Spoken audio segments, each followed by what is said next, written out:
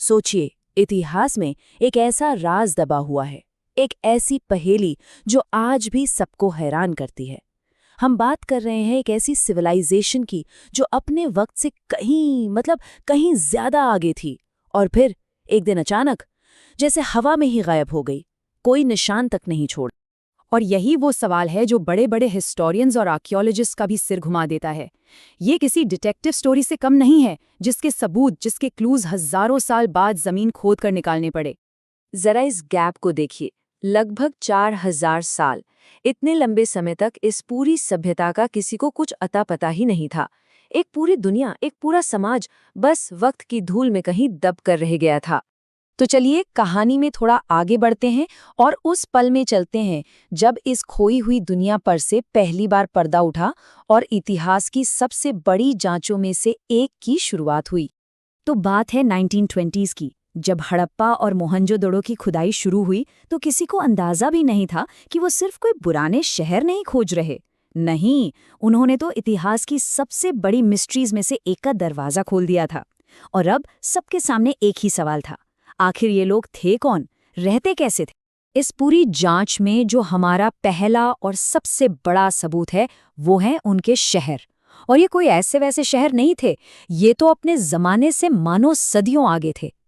देखिए, उस जमाने में जब दुनिया के बाकी शहर बस बेतरतीब तरीके से बसते जा रहे थे, इंडस वैली के शहर कमाल के थे, एकदम प्लान्ड।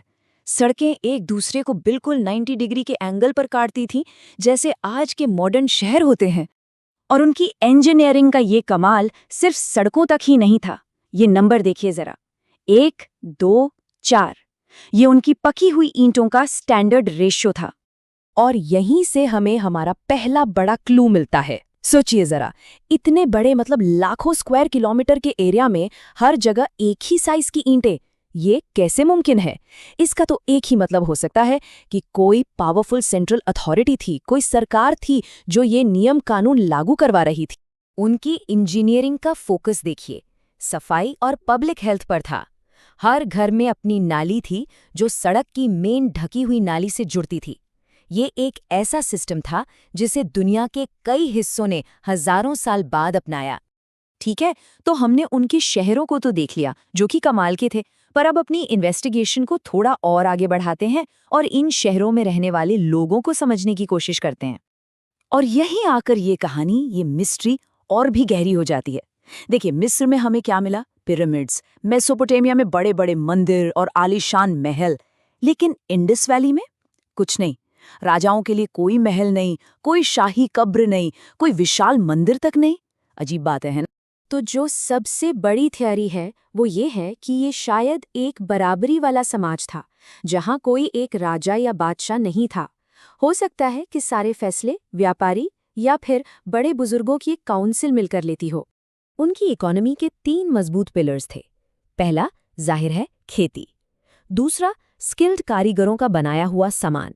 और तीसरा, दूर दूर तक फैला हुआ इंटरनेशनल ट्रेड, मेसोपोटामिया जैसी बड़ी सभ्यताओं के साथ। और एक चीज जो उन्हें सबसे हटकर बनाती है, उन्होंने दुनिया को कॉटन दिया। जी हाँ, वो कपास उगाने और उससे कपड़ा बनाने वाले दुनिया के पहले लोग थे। ये उनकी एग्रीकल्चर और इंडस्ट्री दोनों की पावर का बहुत बड़ा सबूत है। तो हमने उनके शहर देख लिए, उनके समाज के बारे में अंदाजा लगा लिया, लेकिन एक ऐसा क्लू है जो आज भी बिल्कुल खामोश है। और यही वो चीज है जो हमें इस सभ्यता को पूरी तरह समझने से रोक रही है। ये है सिंधु लिपि या इंडस स्क्रिप्ट। हजारों सील्स और बर्तनों पर ये निशान मिले हैं, लेकिन आज तक कोई ये नहीं जान पाया कि इनका मतलब क्या है। ये इस पूरी पहेली का सबसे मुश्किल, अनसुलझा हिस्सा है। हाँ, हम इसके बारे में कुछ बातें जानते हैं, जैसे इसमें 400 से भी ज्यादा अलग अलग सिंबल हैं। ये राइट टू लेफ्ट लिखी जाती थी, लेकिन इन निशानों के पीछे जो शब्द हैं, जो बातें हैं, वो आज भी एक गहरा राज है। बस एक बार सोचिए, अगर हम इसे पढ़ पाते तो क्या क्या पता चलता। उनके राजाओं के नाम, उनके भगवान की कहानियां, उनके कानून, ये सारा का सारा ज्ञान इन छोटे छोटे निशानों में हमेशा के लिए कैद होकर रह गया है। चलिए अब इस केस के आखिरी और सबसे बड़े सवाल की तरफ बढ़ते हैं। आखिर इन लोगों का हुआ क्या? इतनी महान सभ्यता खत्म कैसे हो गई? तो इसके पीछे कई थियोरीज हैं।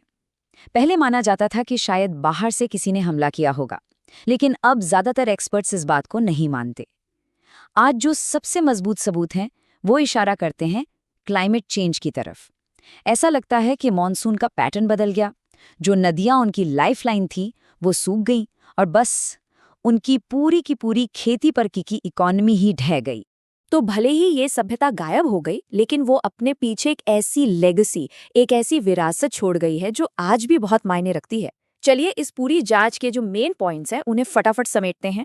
सबसे पहली चीज, वो अर्बन प्लानिंग के मास्टर थे। उनके बेहतरीन तरीके से बने शहर और दुनिया का पहला सैनिटेशन सिस्टम उनकी कमाल की इंजीनियरिंग और दूर की सोच का सबूत हैं। और दूसरी बड़ी बात, उनका अनोखा सोशल स्ट्रक्चर। एक इतनी बड़ी सिविलाइजेशन जो शायद बिना किसी राजा या सम्राट के बराबरी और मिलजुल कर काम करने के उसूलों पर चलती थी। यही बात उन्हें अपने समय की बाकी सभी सभ्यताओं से बिल्कुल अलग बनाती है। तो आखिर में हम इस सवाल पर आके रुकते हैं। एक ऐसी सोसाइटी जिसने आज से 4000 साल पहले पब्लिक हेल्थ, शहर की प्लानिंग और शायद बराबरी को सबसे ऊपर रखा, उनकी ये खामोश खंडहर आज की दुनिया को क्या सिखा सकते हैं? ये एक ऐसी पहेली है जिसका जवाब शायद हम सबको मिलकर सोचना चाहिए।